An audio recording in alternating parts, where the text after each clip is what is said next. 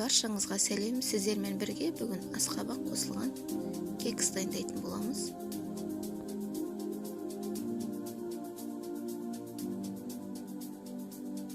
Бізге керекті 3 жұмыртқа. 3 жұмыртқаны жақсылап миксерлеп аламыз. Оның үстіне қант қосамыз.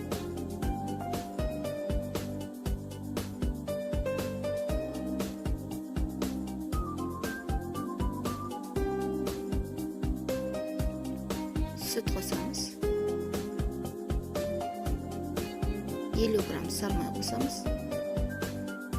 Жақсылап араластырып аламыз.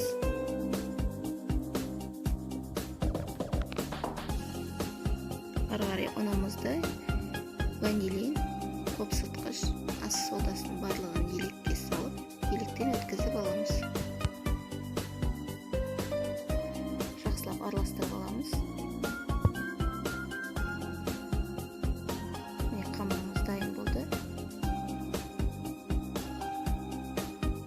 Оның үстіне асқабақ қосамыз.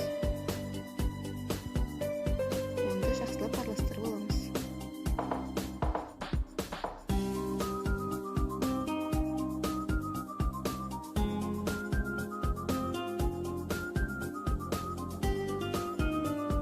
Формамызға құйып 180 градуста 25-30 минут пісіріп аламыз.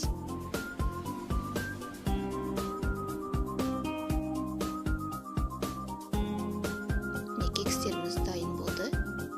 Өте жұмсақ әрі дәмді болып шығады. Достар, менің каналыма тіркеліп, лайк, комментарий қалдырып кетіңіздер. Баршаңызға көп рахмет.